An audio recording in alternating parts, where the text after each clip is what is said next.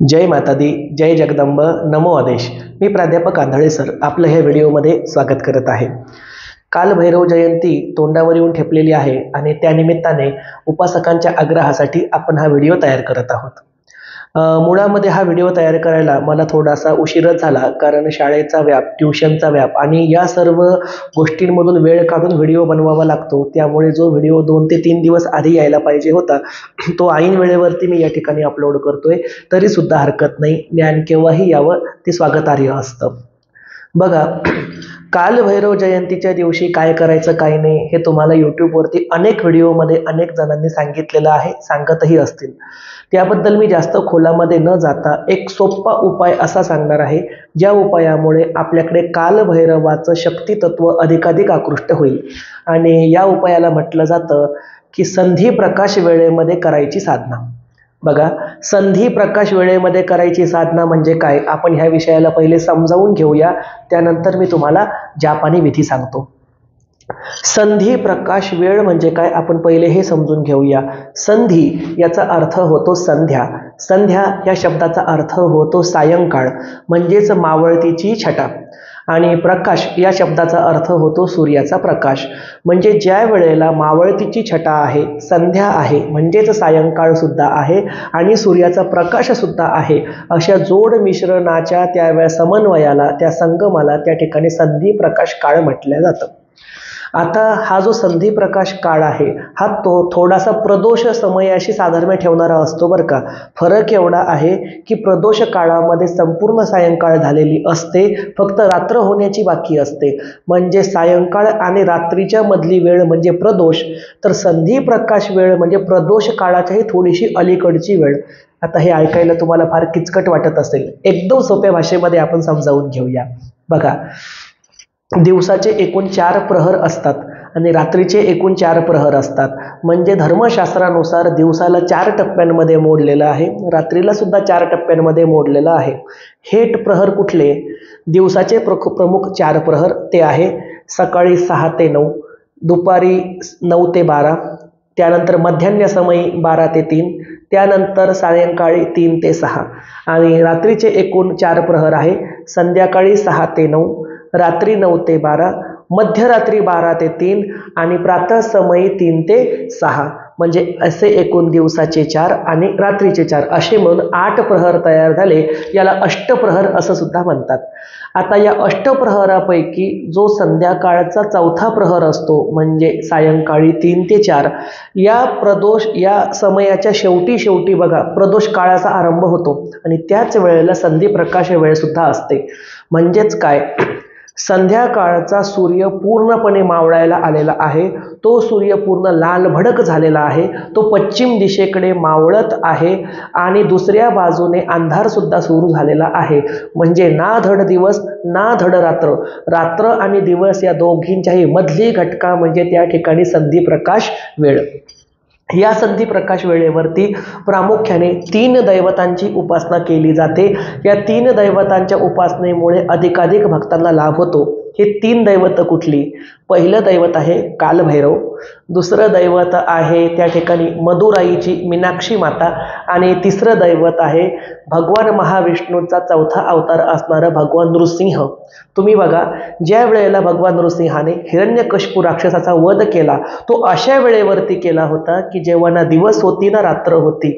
म्हणजेच दिवस आणि रात्र ह्या दोघींच्या मध्यावरती म्हणजे संधी प्रकाश काळामध्ये हिरण्यकशिपूचा वध झाला आणि भगवान महाविष्णूच्या 4थ्या अवताराचं त्या ठिकाणी अवतरण झालं.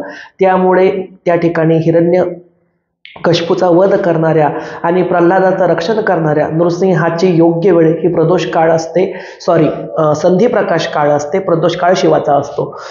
त्यानंतर जी मदुराईची मीनाक्षी माता आहे ही त्या ठिकाणची थोर राजपुत्री होती आणि जगदंबेचा अवतार होती. हिची सुद्धा त्या ठिकाणची जी काही पूजा करण्याची वेळ आहे ती संधी प्रकाश वेळ आहे. आणि त्यासोबतच आपलं असणारं लाडकं दैवत म्हणजे भैरवनाथ किंवा कालभैरव, तर याची वेळ सुद्धा त्या ठिकाणी संधी प्रकाश वेळ असते. असते.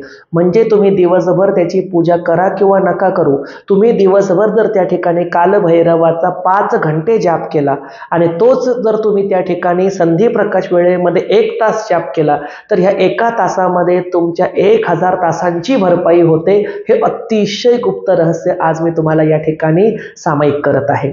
मग आपण काय करावं? तुमच्या गावामध्ये जे कुठलं भैरवाचं मंदिर असेल किंवा तुमचं ग्रामदैवत भैरवनाथ असेल, कालभैरव असेल, भैरोबा असेल, अशा ठिकाणी जाऊन तुम्ही भैरवाची पूजा करावी, भैरवाचा अभिषेक घालावा, तुमच्या गावातील चालीरीतीप्रमाणे त्याचं दर्शन आणि कुळाचार करावा.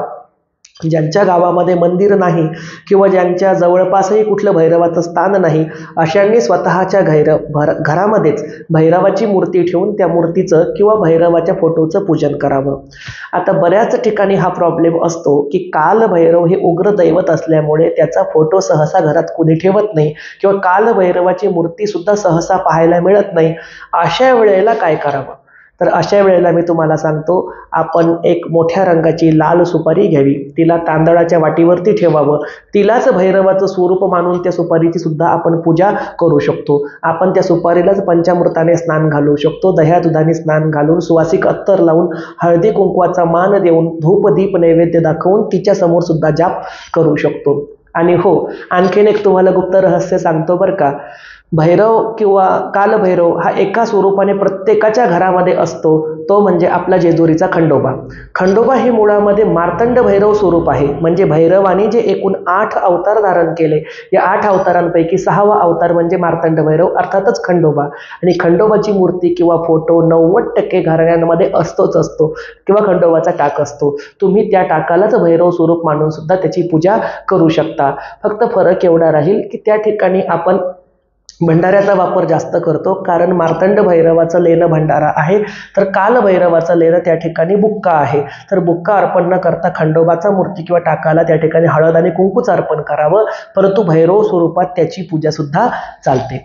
अशा पद्धतीनुसार धूप दीप फूल नैवेद्य पंचोपचारे पूजा करावी, नैवेद्य दाखवावा. नैवेद्य कुठला दाखवावा? तर आपापल्या चालीरीतीप्रमाणे कुठे पुरणपोळीचा नैवेद्य असतो, कुठे त्या ठिकाणी असणाऱ्या रोडग्याचा नैवेद्य असतो, काही ठिकाणी त्या ठिकाणी दिवे पाडले जातात. दिवे म्हणजे काय? तर कणिक भिजवून त्याचे दिवे तयार केले जातात, त्यामध्ये गावरान तूप टाकलं जातं, त्यामध्ये वात लावली जाते आणि अशा त्या दिव्याचा, तुपाचा आणि गुळाचा नैवेद्य सुद्धा भैरवाला दाखवतात. काही ठिकाणी समिष नैवेद्य दाखवतात. समिष म्हणजे काय? तर मांसाहारी नैवेद्य. मुळामध्ये भैरवाला मांसाहारी नैवेद्य द्यावा की न द्यावा यावरती एक स्वतंत्र व्हिडिओ मी तयार करेल, परंतु तात्पुरतं मी या ठिकाणी एवढंच सांगतो की भैरवाला मांसाहारी नैवेद्य चालतो, भैरवाचा तो बळी आहे. भैरवाला मदिरा सुद्धा चालते, म्हणजे दारू सुद्धा चालते, दाखवली जाते, परंतु आपल्या कुळामध्ये जी परंपरा आहे तिचं पालन करून दाखवावं. ज्यांच्या कुळामध्ये शाकाहारी नैवेद्य आहे त्यांनी उगाच त्या ठिकाणी मांस वगैरे दाखवण्याच्या भानगडीत पडू नये. तामसिक लोकांनी तामसिक नैवेद्य दाखवावा, सात्विक लोकांनी सात्विक दाखवावा. पुढचा विषय म्हणजे भैरव हे उग्र दैवत असल्यामुळे भैरवाच्या नैवेद्यामध्ये कांदा आणि लसणाचा वापर सुद्धा चालतो. यानंतर मी तुम्हाला आता सांगत होतो की संधी प्रकाश वेळेमध्ये आपल्याला साधना कशी करायची. बघा, त्या ठिकाणी जर तुमच्याकडे घोंगडी असेल तर अतिशय जास्त उत्तम. मेंढ्यांच्या केसापासून तयार केलेल्या घोंगडीवरती तुम्ही बसू शकता किंवा उलनचं किंवा कुठलंही उबदार आसन घेऊ शकता. लाकडाचा पाटी घेऊ नये, लाकडाची त्या ठिकाणी असणारी कुठलीही वस्तू चौरंग वगैरे घेऊ नये, प्लॅस्टिकची चटई घेऊ नये, कुठलंही उबदार आसन ज्यापासून अधिकाधिक ऊब येईल असं घ्यावं, त्यावरती बसावं. भैरवाची पूजा तर आपण केलेलीच आहे असं मी ग्राह्य धरतो. हातावरती पाणी घेऊन संकल्प करावा की हे भैरवा, मी तुझ्या प्राप्तीसाठी संधी प्रकाश वेळेमध्ये या ठिकाणी तुझा जाप करत आहे, तुझी कृपादृष्टी माझ्यावरती ठेव. आता बऱ्याच वेळेला ही सर्व क्रिया गुरुच्या आशीर्वादानेच करावी लागते बरं का, परंतु बऱ्याच वेळेला असं होऊन जातं की गुरु त्या ठिकाणी योग्य ज्ञान देण्यासाठी उपलब्ध नसतात किंवा गुरूंनाच ज्ञान नसतं किंवा गुरूंजवळ वेळ नसतो. अशा साधकांनी या ठिकाणी माझ्या व्हिडिओचा आधार घेऊन जरी संकल्प केला तरी सुद्धा चालणार आहे. संकल्प घेऊन आपण जपाला सुरुवात करावी. जप करण्यासाठी तुम्ही त्या ठिकाणी काळ्या हकीक नावाच्या मण्याची माळ वापरू शकता. ती उपलब्ध नसेल तर तुम्ही त्या ठिकाणी रुद्राक्षाची माळ वापरू शकता, तुळशीची माळ वापरू शकता. या ठिकाणी काही जण म्हणतील की तुळशीची माळ ही तर वैष्णव पंथाची आहे, मग ती भैरवाला कसं काय चालते? हिंदू धर्मातील कोणतीच वस्तू दुसऱ्या देवाला वर्जित नसते, एवढं लक्षात घ्या. मी या तत्वाला मानतो. मनी भाव तर देवा मला पाव. संत रविदास महाराज हे चर्मकार समाजाचे होते, चांभार समाजाचे होते आणि त्यांना मंदिरामध्ये प्रवेश वर्जित होता. तर त्यांनी स्वतःच्या चांभार कुंडाच्या पात्रामध्ये त्या ठिकाणी काशीची गंगा तयार केली होती आणि सांगितलं होतं, मन चंगा तो काठवत में गंगा. म्हणजे गंगा ही चांभार कुंडाच्या पात्रामध्ये सुद्धा प्रकट होऊ शकते, फक्त मन चंगा पाहिजे, निर्मळ पाहिजे. त्यामुळे कुठलीही माळ घ्या त्या ठिकाणी ती चालणार आहे. जाप आपल्याला करायचा आहे. ओम काल भैरवाये नमः. ओम काल भैरवाये नमः. ओम काल भैरवाये नमः. ओम काल भैरवाये नमः. ओम काल भैरवाये नमः. या मंत्राचा जाप आपण करू शकतो. त्यासोबतच जो देवाला आपल्याला त्या ठिकाणी परिमल द्रव्य अर्पण करायचा आहे, परिमल द्रव्य म्हणजे अत्तर, हिना 365 वापरू शकता, हिना 360 वापरू शकता किंवा संदल नावाचा अत्तर सुद्धा तुम्ही वापरू शकता. फक्त त्या ठिकाणी मुसलमानी कबरीवरती अर्पण केलं जाणारं उग्रवासाचं अत्तर वापरू नये. बाकी कुठलंही तुम्ही शांत स्वरूपाचं अत्तर भैरवाच्या किंवा खंडोबाच्या मूर्तीला अर्पण करू शकता. अशा पद्धतीनुसार संधी प्रकाश वेळेवरती किमान तुम्ही त्या ठिकाणी अर्धा ते पाऊण तास तरी जाप करावा. हा जाप माळेवरती करत असताना 5 माळा, 7 माळा, 9 माळा, 11 माळा असा त्या ठिकाणी संकल्प घ्यावा. आता दिवसा तुम्ही काय करू शकता, ही साधना झाली संधी प्रकाश वेळेची. दिवसा तुम्ही त्या ठिकाणी नारद मुनींनी तयार केलेलं आपलं जे कालभैरव अष्टक आहे त्याचा पाठ करू शकता. 5 वेळेला, 7 वेळेला, 11 वेळेला अगरबत्ती लावून दिवसा आपण तो पाठ करावा. ज्याचे शब्द आहे देवराज सेव्यमान पावनंग्री पंकजम. या पद्धतीचं जे स्तोत्र आहे, जे स्वामी समर्थ केंद्रांमध्येही शिकवलं जातं किंवा यूट्यूबवरती सुद्धा शिकवलं जातं. नसेल तुम्हाला संस्कृत चांगलं वाचता येत तर तुम्ही त्याचा पाठ मोबाईलवरती लावून ठेवू शकता. त्याने सुद्धा तुमच्या घरातील वातावरण शुद्धी आणि वास्तुशुद्धी होण्यास मदत होते. पुढचा विषय म्हणजे भैरवाचं वाहन प्रत्येक वेळेला कुत्रा असतं बरं का. 8पैकी 8ही भैरवांनी कुत्र्याला स्वतःच्या मांडीवर धारण केलेलं आहे. फरक एवढाच आहे, कुत्र्याच्या रंगामध्ये त्या ठिकाणी फरक आढळतो. जसं की मार्तंड भैरव खंडोबाचा जो कुत्रा आहे तो शुभ्र वर्णाचा आणि पिवळ्या रंगाचा सांगितलेला आहे, तसाच कालभैरवाचा कुत्रा हा संपूर्णतः काळ्या रंगाचा सांगितलेला आहे. त्यामुळे काळ्या कुत्र्याला त्या ठिकाणी अन्न देणे ही त्या ठिकाणची एक भैरव सेवाच म्हणावी लागेल. परंतु हल्ली काळी कुत्री मिळत नाहीत किंवा कोणी पाळलेली असतील तर त्यांना त्या ठिकाणी संशय येऊ शकतो. त्यामुळे जे कुठलं भटकं कुत्र असेल त्या कुत्र्याला भैरव स्वरूप मानून त्याला त्या ठिकाणी चपाती, तूप आणि गुळाचा खडा हा नैवेद्य नक्कीच द्यावा. तो कुत्र्याला भरवावा आणि कुत्र्याचं दर्शन घ्यावं. कुत्र्याचं दर्शन घेत असताना कुत्र्याचे पाय पकडू नये, कुत्रा चावू शकतो. कुत्र्याला त्या ठिकाणी मुखामध्ये घास दिल्यावर लांबूनच त्याला हात जोडावा. नाही तर व्हायचं असं की आंधळे सरांनी कुत्र्याचं पूजन सांगितलं, एखादी ताई कुत्र्याचे पाय धरायचे, कुत्रा चावला तर पैसे मला भरून द्यावे लागतील. लांबून हात जोडा. तर अशा पद्धतीनुसार तुम्ही त्या ठिकाणी भैरव पूजन करायचं आहे. मुळामध्ये ही भैरव काय भानगड आहे तुम्हाला हे सुद्धा सांगतो बरं का. यावरती स्पेशल व्हिडिओ बनवणारच आहे, परंतु तात्पुरतं सांगतो.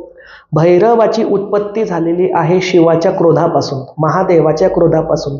महादेवाचा क्रोध जो बाजूला निघला तोच भैरव स्वरूप आहे आणि जो शरीरातून बाजूला निघतो तो पुत्रवत असतो, म्हणजे स्वतःचा पुत्र असतो. असे भैरवाचे एकूण 2 क्रोध आहेत बरं का. पहिल्या क्रोधाचं नाव आहे कालभैरव म्हणजेच आपला भैरवबा आणि दुसरं महादेवाच्या शंकराच्या क्रोधाचं नाव आहे वीरभद्र. वीरभद्र म्हणजेच बिरोबा. त्यामुळे जिथे जिथे आपल्याला खंडोबाचं, ज्योतिबाचं, भैरवबाचं स्थान दिसेल तिथे तिथे आपल्याला बिरोबाचं म्हणजेच वीरभद्राचं स्थान सुद्धा आढळतं. कारण हे दोघंही एकामेकांचे मानसबंधू लागतात, कारण एकाच शिवाच्या शरीरापासून दोघांचीही उत्पत्ती झालेली आहे.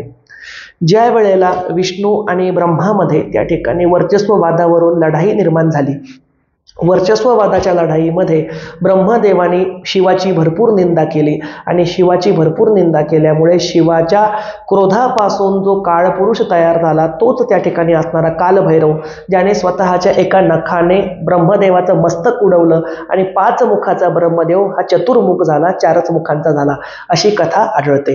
हाच भैरव काशीचा कोतवाल सुद्धा आहे. म्हणजे शिवाचं दर्शन घेण्याच्या आधी शिवाच्या संरक्षणासाठी, काशी नगरीच्या संरक्षणासाठी त्या ठिकाणी तो कोतवाल स्वरूपामध्ये असतो. त्या ठिकाणी त्याला मांस मदिरेचा नैवेद्य दिला जातो. दुसरा विषय म्हणजे उज्जैनचं महाकाल मंदिर. उज्जैनच्या महाकाल मंदिरा शेजारी असणाऱ्या भैरवाला सुद्धा समिष नैवेद्य, उलट त्या ठिकाणी तर मदिरेचा प्रचार आणि प्रसार, दारूचा प्रचार प्रसार अधिक प्रमाणामध्ये केला जातो. तर यावरती काही अनेक लोक टीका करतात. बघा, प्रत्येक प्रकारची फील्ड असते. जसं तुम्ही एखाद्या मॉलमध्ये गेले, त्या मॉलमध्ये 9 वारी पातळ सुद्धा विकत मिळतं, त्या मॉलमध्ये 6 वारी साडी सुद्धा विकत मिळते, त्याच मॉलमध्ये स्कर्ट सुद्धा विकत मिळतो आणि त्याच मॉलमध्ये बिकनी म्हणजे अतिशय छोटासा कपडा सुद्धा विकत मिळतो. ज्या महिलेला बिकनी आवडते ती त्या झोनमध्ये जाईल, जिला 9 वारी 6 वारी पातळ हवं ती त्या झोनमध्ये जाईल. त्या पद्धतीनुसार देवी देवता सुद्धा विशिष्ट भक्तांसाठी अवतार धारण करतात. तामसिक भक्तांसाठी त्या ठिकाणी कालभैरव, महाकाली, उग्रकालिका हे अवतार आहे. त्या ठिकाणी शांत भक्तासाठी गणपती असेल, शिव असेल, विष्णू असेल हे अवतार आहे. त्या पद्धतीनुसार एका हिंदू धर्माला मानणाऱ्या व्यक्तीने आपल्याच धर्माच्या दैवतांवरती तोंड सुख घेऊ नये, त्याबद्दल पूर्ण माहिती घ्यावी. आणि भैरवाला मांसाहार का असतो, महाकालीला मांसाहार का असतो, यावरती एक वेगळा स्पेशल व्हिडिओ लवकरच आपण बनवणार आहोत. तर या ठिकाणी सांगतो, ज्या ठिकाणी ज्यांच्या घरामध्ये बिरोबाची स्थापना आहे म्हणजेच वीरभद्राची पूजा आहे, अशांनी सुद्धा कालभैरव जयंती साजरी करावी, कारण ते दोघं जण एकमेकांचे बंधू आहेत. तर अशा पद्धतीनुसार आपण ही सेवा साधना करावी. आणि हा व्हिडिओ जर तुम्हाला आवडला असल्यास तो कमेंटद्वारे नक्की कळवा.